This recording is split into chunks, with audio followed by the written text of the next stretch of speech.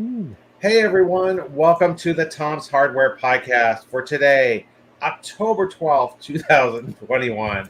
As always, I am your host, Abram Pelch, editor-in-chief of Tom's Hardware, and I'm joined by my co-hosts, Les Pounder, associate editor, Ash Hill, our Raspberry Pi expert, and we have two very special guests for you today from Pimoroni. We have Paul and Phil to talk to us about the new Picosystem, uh, which we previewed a little bit on last week's show, but unarguably the most anticipated RP2040 product of the year so far. Everyone's been wanting to know when they can get their little RP2040 handheld gaming console, and here it is. So thank you so much, guys, for joining us. What can you tell us about how the idea for this project and how it got started? Oh, wow. So there's a question and a half. So really, we knew the RP2040 was coming, and we'd kind of been waiting for Raspberry Pi to drop the microcontroller for at least 3 years at that point. So we were just all in for this, and yeah, because we had some history with Picade and with 32-bit, we knew that this was perfect for handheld gaming. It was just a beast, the whole thing. The kind of peripherals that can run the power in there, and just the way they've set up the memory access and things, it was good. So yeah, we went ahead. We did everything, and Picosystem was the jewel in the crown of all the Pico stroke RP2040 stuff we did. It's been one of the more interesting things to put together as well. And I think we've all secretly wanted to have like a mass market interesting handheld, gaming handheld particularly. And we're looking for an excuse to do it, really. I think it's been a discussion for many years. And obviously we had 32-bit, which we did a Kickstarter for, which is like the big sister of Picosystem, I suppose. And I guess it's just an excuse to do a 32-bit that's smaller, kind of more professionally finished with the aluminium case and a more mass market, mass appeal, i.e. cheaper. And of course, doing something with the RP2040 just made sense. Yeah, no question about it. So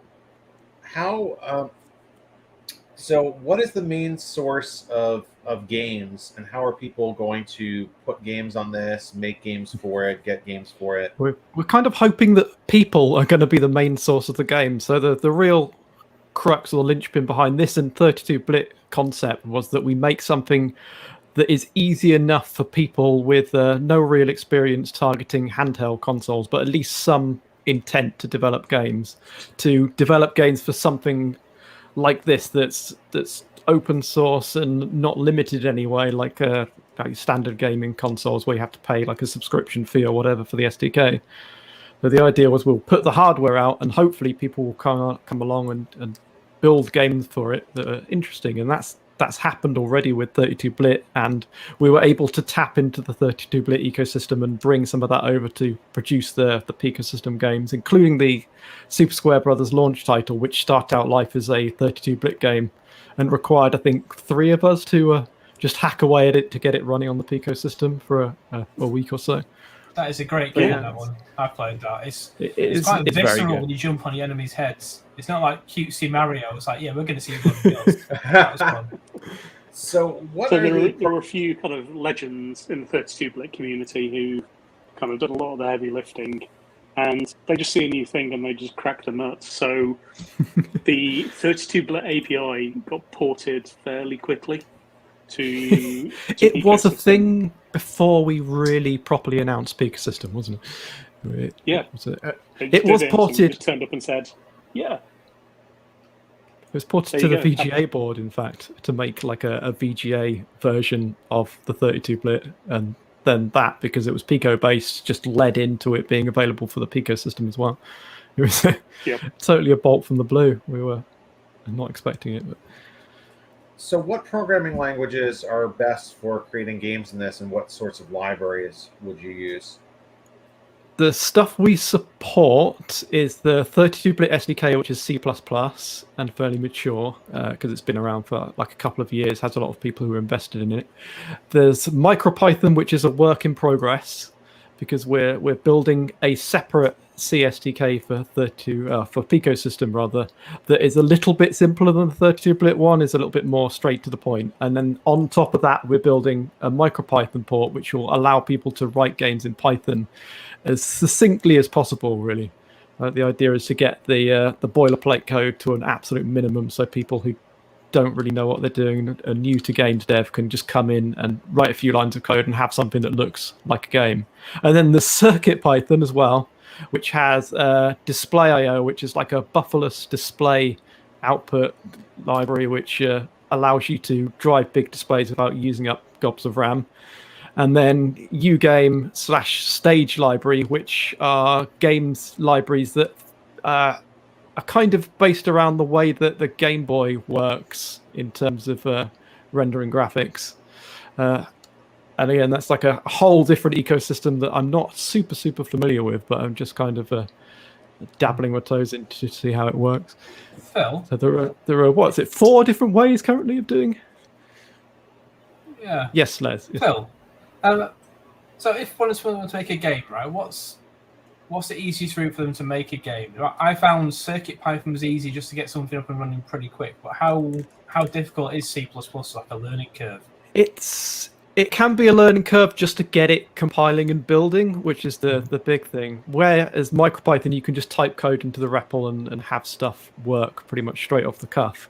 With the C++ SDK, you've got to have kind of a modicum of knowledge and a few hours to burn if you want to get up and running with it. The beauty of MicroPython, when we finished all that, will be that people who want to just get something running will be able to do that very quickly.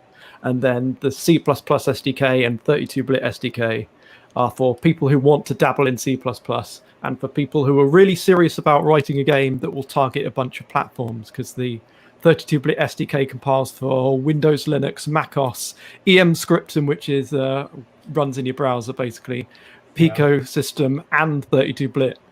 And God knows what other platforms people will add for that in the future. Yeah. So I've seen some games that have been written. Sorry, go on, Paul. There's MakeCode Arcade out there, right? If you want kind of the shallow end of just messing about with stuff, you'll kind of learn something, but you'll learn nothing. And we've got all the time in the day for that. But that's kind of taken care of. We want to kind of get the next stage, which is getting people onto the C++ stuff, where the other side of that is the whole industry. So you need to graduate into this stuff. It's real development, which is, why Phil and John do it, and I run away screaming at the moment.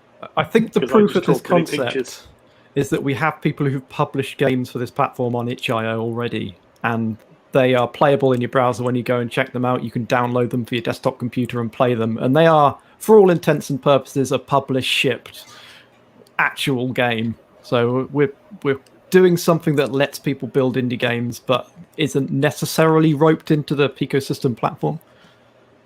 Yep. You want to be that on-ramp, I guess, is the phrase. So Russell asks, when can we have a Picosystem with a Hyperpixel 4 square display? Oof.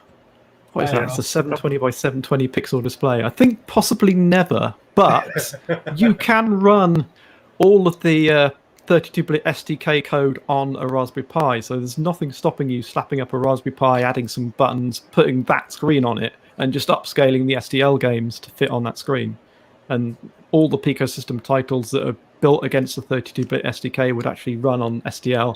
And other C++ SDK has also got a crude SDL wrapper, which just allows you to run those games, as long as they don't use any of the special features of the RP2040 chip.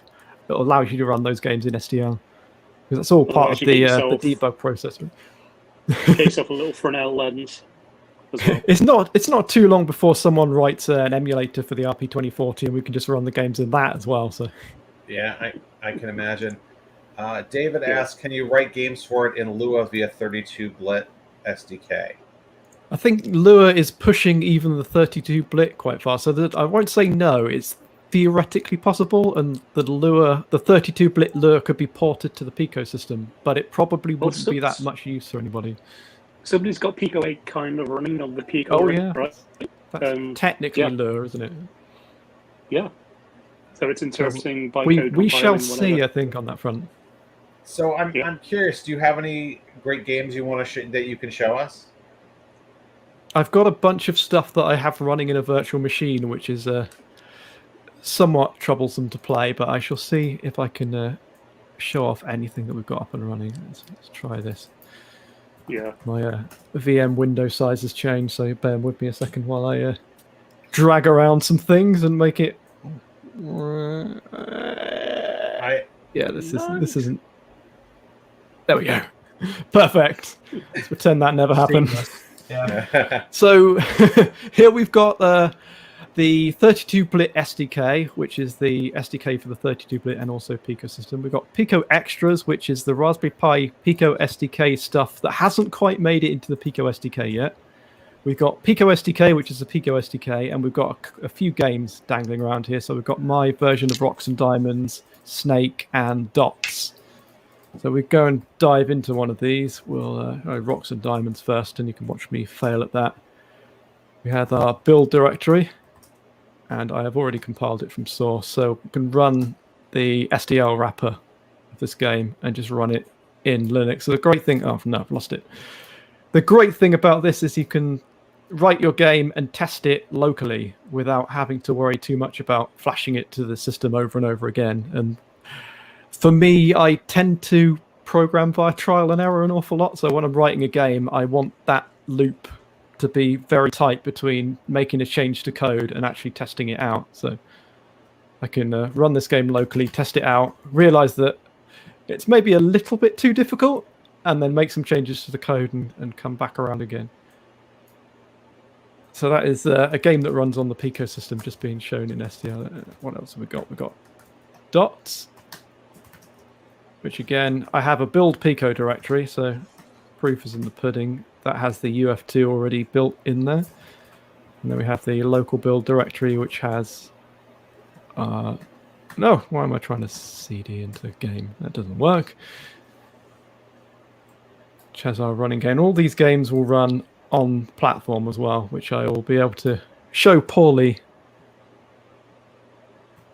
by putting these up on camera. This is incredibly hard to play in a virtual machine. So can you only put one game on the Picosystem time, or is there a way to have a menu? Yes, there is currently only one game on the Picosystem at any one time. And that isn't a hard limitation. There's ways to work around that in software, and that's something we did with the 32-bit to hark back to it. Originally, it was going to be kind of partitioned on the flash, so you could put one game in slot 1, one game in slot 2, one game in slot 3. And then a genius wizard as he is, Charlie Burks, came along. He's one of the community members for the 32-bit originally, and basically got position-independent code with a custom-compiled standard lib, relocations in the top of the blit file format. And what happens is when you flash the game, it changes the code and patches all the offsets on the fly, flashes it to the flash, and then you just get a bunch of games sitting side by side. And then to switch games, what you do is change the pointer into the render and update functions, and you can bump into any game you like. So Picosystem, theoretically, yes, you could have multiple games flashed at the same time, but at the moment it's just one because we haven't done the legwork to make that work yet. And obviously because it's running on flash, then when you power it on, if hopefully I've got a game flashed on here, it's instant on pretty much. The difference with like multiple games flashed is when you first power it on, you're going to boot up into some kind of loader or select menu rather than straight into a game. So it's theoretically possible, but we haven't explored it yet. Can you play 2-player? Can you connect 2 of them together or do something like that to play against someone? I think the Picosystem can play multiplayer with either a PC as the host or with a 32-bit as the host, but due to the way the Picosystem's tiny USB works, it doesn't very much like hosting with itself at the moment. That may change in future, we'll have to see, but there's no official support for multiplayer yet. Could be quite cool. That is really awesome. So, what has the community response been like so far? I think this has been live to purchase on Pimoroni.com now for about a week, right? So, It's been pretty good. I Lot of think a lot of tweets. people have Yeah. bought it and then found they have no time to do anything just yet. But we're seeing people trickle in.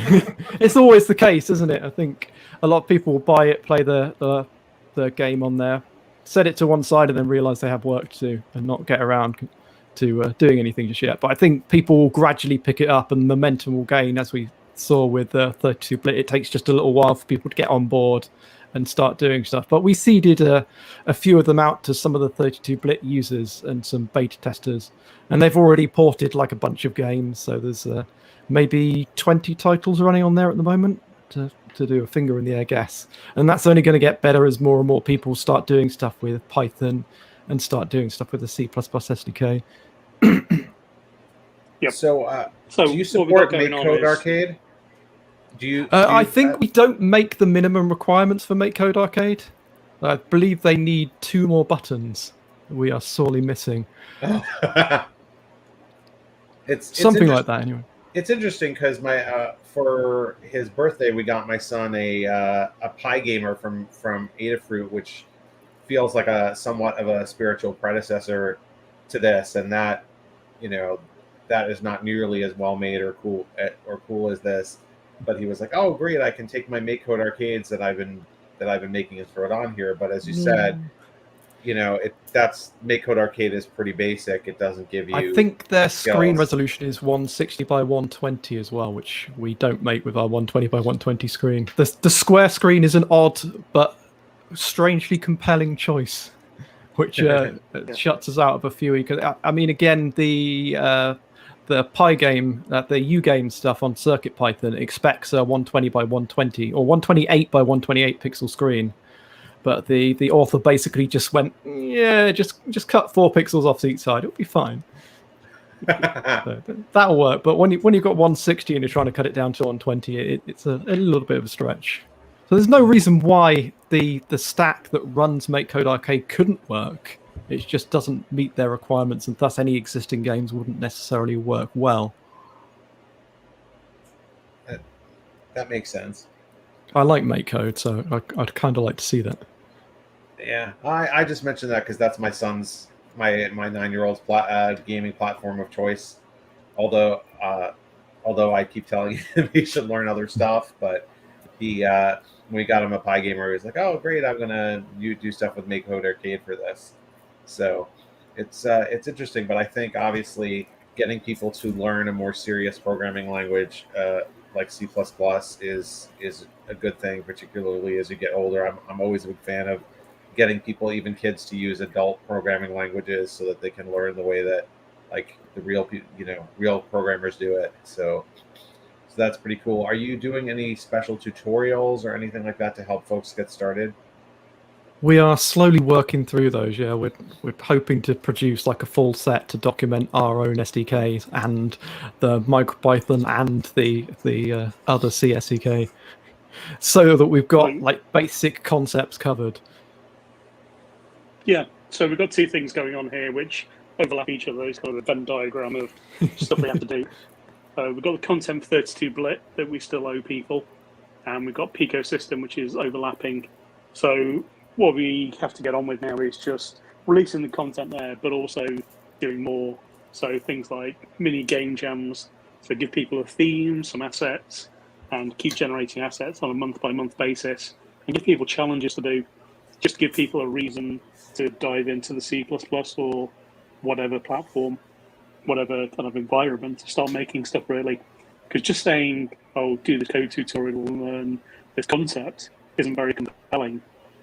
Whereas you give people, like, make a clown-themed game using these assets, suddenly they're like, "Yeah, I can make a game about clowns."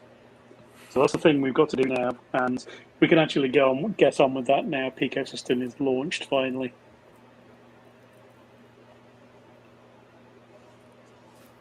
Abram, I think you're muted. Sorry. So that is great. So Les, you've been playing with the Picosystem for a while. What are your thoughts? I enjoy it. It's good fun. And I've had a steep learning curve because my background is Python-based programming. So C is only something, or sorry, C++, so it's something I've done with the Arduino. So I knew a few things there to be dangerous, but not enough about the build process. So luckily, Phil was on hand through Discord to help me with this one and wrote a very quick start guide for me to get it all working. And now I understand the process, the build process, and where the files are located and which files to edit and how to build my code and make it UF2 firmware flash.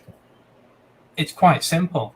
So I was messing around with the demos that I provided and just putting in my own little spin here and there. So changing the fire demo into different sizes, different colors, that sort of thing. Great. It's a great way to learn. I can see the changes that have been affected immediately on the Picosystem. I haven't got to worry about sitting there with boilerplate and saying, right, how do I make it just say hello world on the screen? I've got something to start from, which is what Paul mentioned there about game jams. That would be a great way to get kids interested in making games because you've given them the assets and the idea. And as long as they've got a framework to follow to build something, they can just enjoy the process and not fret about how do I build, why do I build, why is this asset there? It's just ready to go. I think Mark Ferrari said, if you give me all the painting supplies and art supplies in the world, I'll spend days and days and days trying to figure out how to use them best. But if you give me the most basic editor you can possibly contrive and a very restricted set of constraints, then I'll be able to make something interesting with that. Yeah, no question about it. Russell says, Yar Booty going to be Picosystem challenges this year if there is a Yar Booty. It's not a bad idea.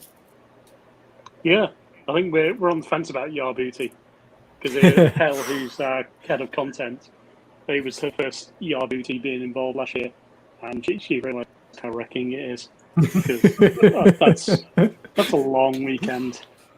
So is Yar especially Booty, when we do cocktail challenges. For those who aren't familiar with it, what is Yar Booty? Yar Booty is our version of SparkFun's Free Day.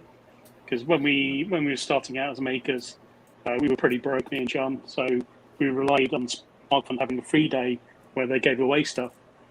So we wanted to carry on that spirit after they had to stop doing it by just having a day around Black Friday where instead of it being all spend, it's like just join in, have fun. We'll give you free stuff.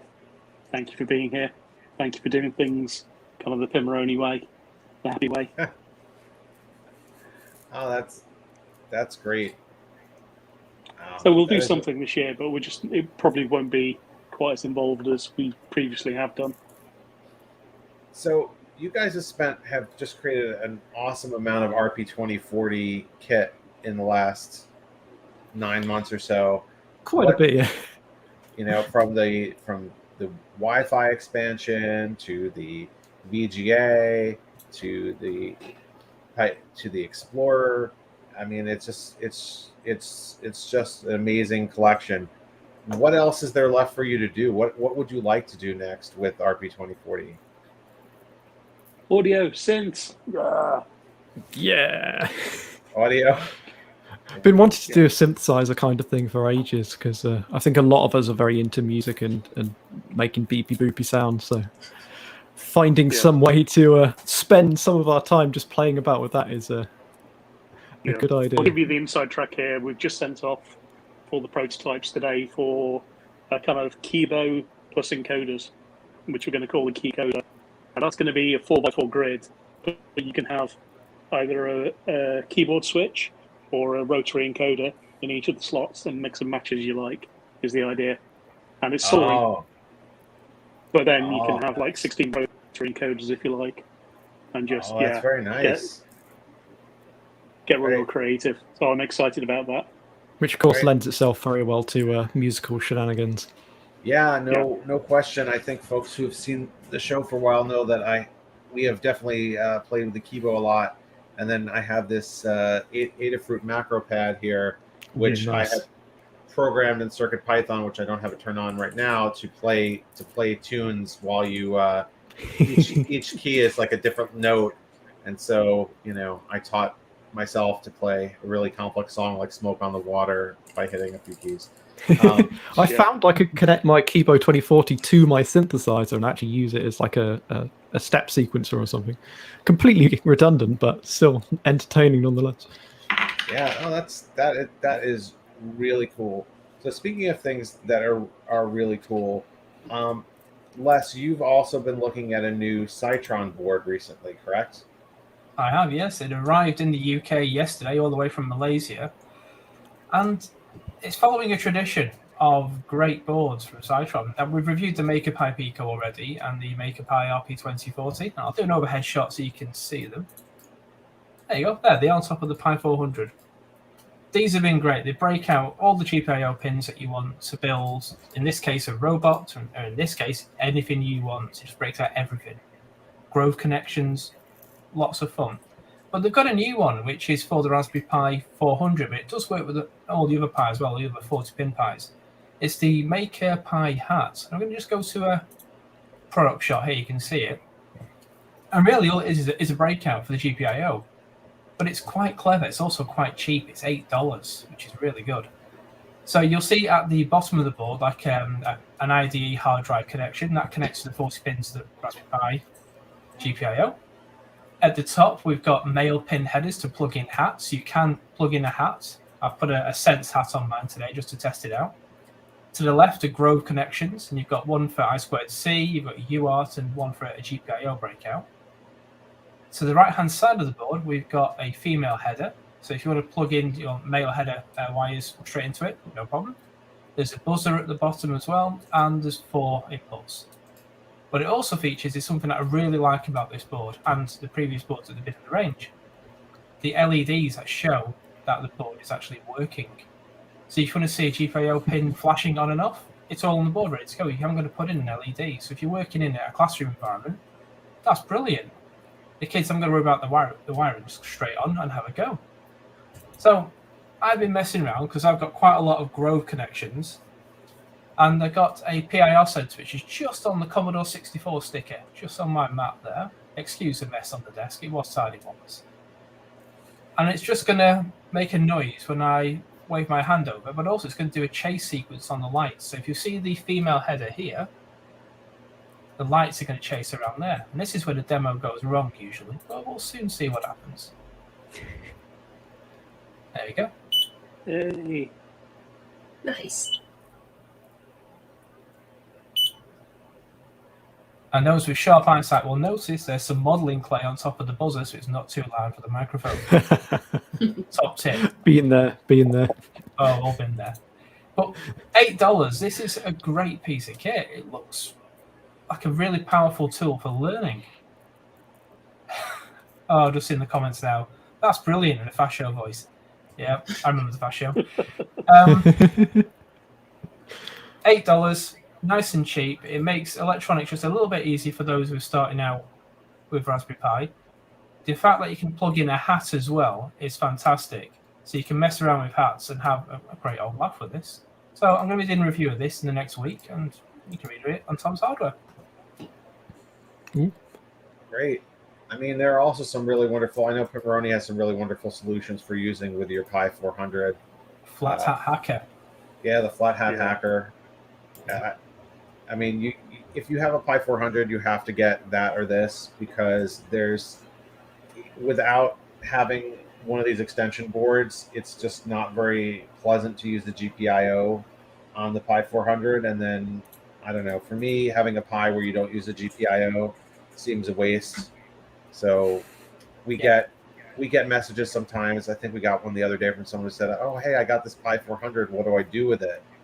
And I said, you got to get something to plug a hat in, or to plug something into the GPIO, or else it's just going to be an inexpensive Linux computer, which is nice, but probably not going to, really appreciate it.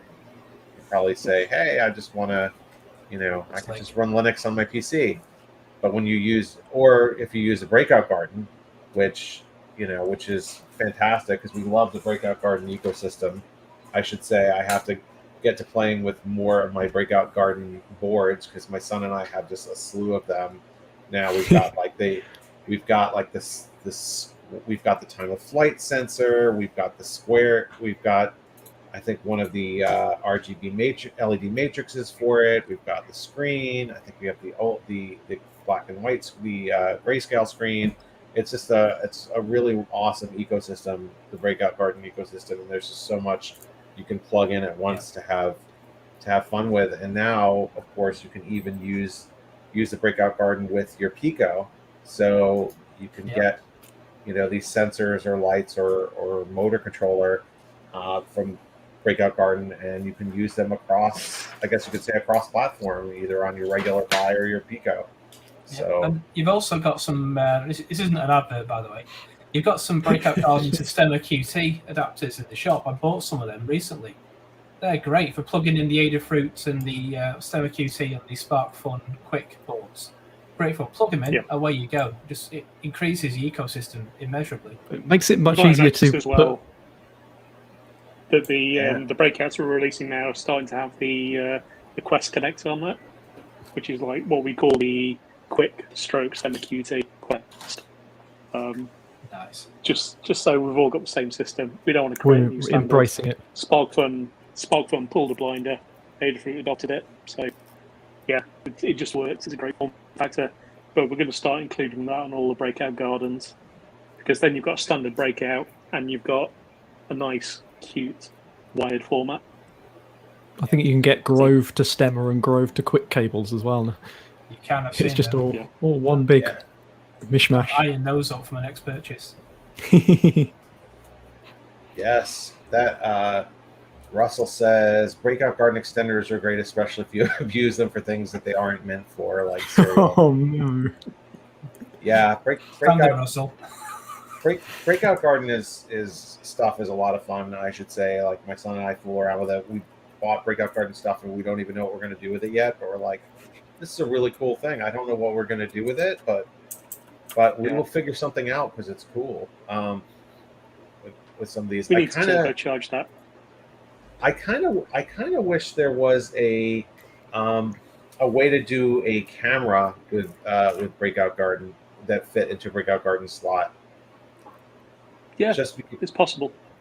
I mean, it's not like there aren't good cameras already for Pi, but being able to mount your camera in one of the either I2C or SPI slots, I think would be a real convenience, because that hat is great for just holding a lot of different things at once, and mounting them nicely. It's effectively what the temperature/infrared camera is. It's just a very, very low resolution camera. Right. I think it was 24 by something Ada pixels. was like Desk of Lady Ada. She was playing with one of the OV cameras that spits out JPEGs over SPI, I think. And that would be an ideal candidate. It's on the board. Because you do have things like this Argicam, right? That you can plug in. I think is this an SPI interface, Les? I think it is. I think it is, yeah. It's an OV camera sensor based on, so it should be. Yeah. So, I wish I could do something like this with the Breakout Garden, because what a pain this wiring is. Anyway. So speaking of other cool things, Ash, I know you found a way that you can actually take audio and project it and turn your Raspberry Pi into kind of a multi-room audio device, correct? Yeah, back to audio again. So I wanted to touch on this first. I use Spotify to wrangle all of my playlists, and I thought it would be cool to see what sort of Spotify tools are available for the Pi. And I'm sure most people know this, but just in case you're not familiar, Spotify is a music streaming application that users can use to build playlists and share them with other people. And you can use it for free with ads, or they have a subscription service to get rid of that. So I did a little bit of research, and I came across something that I thought was cool, and I want to share it with you guys. It's called Spotify. That rolls off the tongue, but you won't forget it, and it's clear what it does. So let me switch my camera real quick here and pull up my browser. This is just the Spotify website. There we go. So this Spotify application, it's a really neat tool. It's totally open source, and it will turn your Raspberry Pi into a Spotify client. And what that means is you can open Spotify on your computer. You can open it on, if you have a smartphone or a tablet, whatever you're running Spotify on. you can choose your Raspberry Pi as a specific client to stream music to. So as long as you have speakers connected, your Raspberry Pi will play anything that you designate to it directly from Spotify. And according to the developer, David Cooper, it should run on any Pi, but it's only been officially tested on the B, 2B, 3B, 3B Plus, and the 4B. So installation is super easy. It's just, you just run one line of code. I've got the GitHub up on the screen here, and if you want to check out the project page, just go to github.com, look up Ras Spotify, one word, that's RASPOTIFY, and installing it, like I said, is just one line. There's also a little troubleshooting section if you have any issues out of it, which when you're playing with the new Pi project, that's usually what happens, which is why I don't have a live demo for you today. But that is where you can go to find it. What do you guys think about something like this? Would you use a Raspberry Pi as a Spotify client, and what would you use as a speaker for it?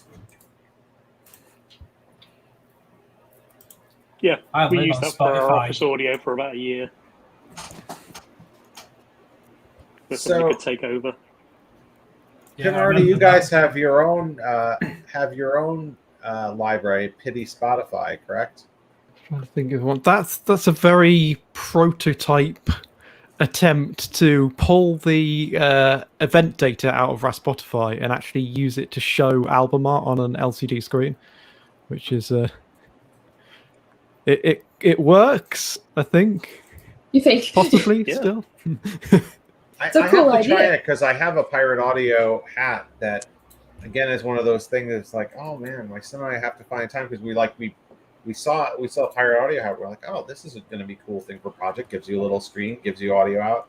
Hey, let's play with it. So it's just I wish there was enough hours in the day to play with all the cool stuff that Pimoroni makes, but and play with it adequately to all of its capabilities. But I want to thank you guys so much for joining us, Paul and Phil. Thank you so much for Been a pleasure. keeping everybody up to date on what's going on with Pimoroni and the Picosystem. And of course, thanks to all of you for tuning in. As always, we are here at 7:30 p.m. UK time, 2:30 p.m. US Eastern time on Tuesdays, and you can catch us on YouTube anytime. So we will see you all next week. Bye, everyone.